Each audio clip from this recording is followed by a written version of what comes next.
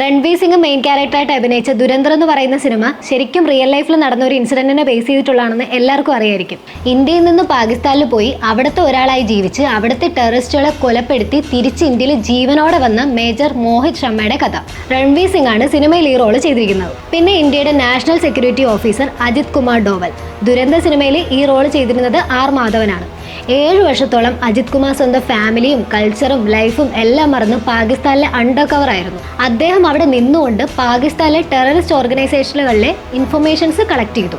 ഇന്ത്യയിൽ നടക്കാനിരുന്ന പല ടെററിസ്റ്റ് അറ്റാക്കുകളും ഈ ടെററിസ്റ്റ് ഓർഗനൈസേഷൻസ് പ്ലാൻ ചെയ്ത പല ഓപ്പറേഷൻസും തടയാൻ സാധിച്ചത് ഈ ഇൻഫർമേഷൻസ് വഴിയാണ്. അതുമാത്രമല്ല, ആണവായുധങ്ങൾ നിർമ്മിക്കുന്നുണ്ടോ എന്നുപോലെയുള്ള പല ഇൻഫർമേഷൻസും ഇത് കാരണം ലീക്ക് ചെയ്യാൻ പറ്റി. 2000 ഡിസംബർ 22 റെഡ് ഫോർട്ട് അറ്റാക്ക്, 2001 ഒക്ടോബറിലെ ജമ്മു കാശ്മീർ അസംബ്ലി അറ്റാക്ക്, 2001 തന്നെ ഡിസംബർ 13 ഇന്ത്യൻ പാർലമെന്റ് അറ്റാക്ക്. ഇങ്ങനെയുള്ള അറ്റാക്കുകളൊക്കെയാണ് ദുരന്തന്റെ തുടക്കം. ഹിസ്ബുൾ മുജാഹിദ്ദീൻ എന്ന് പറയുന്ന ഒരു ടെററിസ്റ്റ് ഗ്രൂപ്പ് ഉണ്ട്.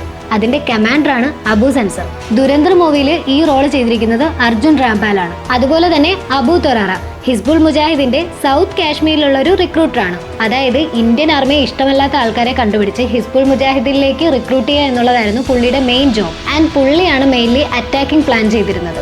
ഈ റോള് ദുരന്തർ മൂവിയിൽ ചെയ്തിരിക്കുന്നത് അക്ഷയ് ഖന്നയാണ്.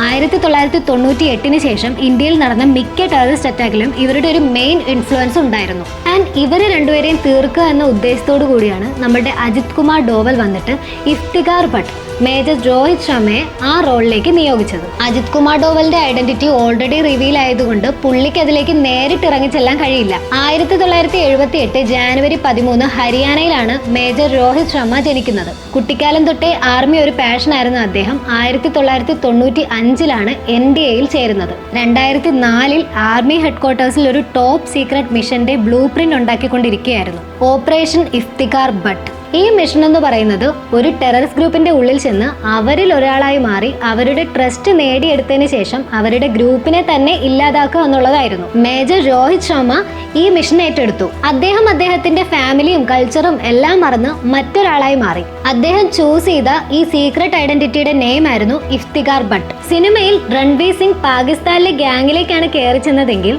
റിയൽ ലൈഫിൽ മോഹിത് ശർമ്മ കാശ്മീരിലെ ടെററിസ്റ്റുകൾക്കിടയിലേക്കാണ് നുഴഞ്ഞു കയറി ചെന്നത്. ഇന്ത്യൻ ആർമി കാരണം സ്വന്തം ഫാമിലി വരെ നഷ്ടപ്പെട്ട് ഇന്ത്യൻ ആർമിയെ നശിപ്പിക്കണം എന്ന ഉദ്ദേശത്തോടു കൂടി നടക്കുന്ന ഒരാളായിട്ടാണ് അദ്ദേഹം ഹിസ്ബുൾ മുജാഹിദ്ദീനിൽ ജോയിൻ ചെയ്യുന്നത്. ഇങ്ങനെ പറഞ്ഞ് തെറ്റിദ്ധരിപ്പിച്ചാണ് മേജർ രോഹിത് ശർമ്മ ഇവരിൽ ഒരാളായി മാറുന്നത്. ഇതിനുവേണ്ടി അദ്ദേഹം ഇവരുടെ ലാംഗ്വേജും കൾച്ചറും എല്ലാം പഠിച്ചു. നേരിട്ട് കാണുമ്പോൾ ഇന്ത്യക്കാരനാണെന്ന് തോന്നാത്തക്ക വിധം ഫിസിക്കൽ അപ്പിയറൻസും ഇദ്ദേഹം ചേഞ്ച് ചെയ്തു. അങ്ങനെ മേജർ മോഹിത് ശർമ്മ, അബു തൊറാറ, അബു സൻസർ ഈ 2 ടെററിസ്റ്റുകളുടെ ട്രസ്റ്റ് പിടിച്ചുപറ്റി. ബട്ട് ഇവർക്ക് സംശയം തോന്നി. ഇവർ മോഹിത് ശർമ്മയോട് ചോദിച്ചപ്പോൾ മോഹിത് ശർമ്മ ഇവരോട് പറഞ്ഞത്, നിങ്ങൾക്ക് സംശയമുണ്ടെങ്കിൽ നിങ്ങൾക്ക് ഇപ്പോൾ തന്നെ എന്നെ വെടിവെച്ച് കൊല്ലാമെന്നായിരുന്നു. അങ്ങനെ അവരുടെ വിശ്വാസം ബലപ്പെടുത്തിയതിനു ശേഷം അവരെ രണ്ടുപേരെയും അവിടെ വെച്ച് തന്നെ കൊലപ്പെടുത്തുകയാണ് മേജർ മോഹിത് ശർമ്മ ചെയ്തത്.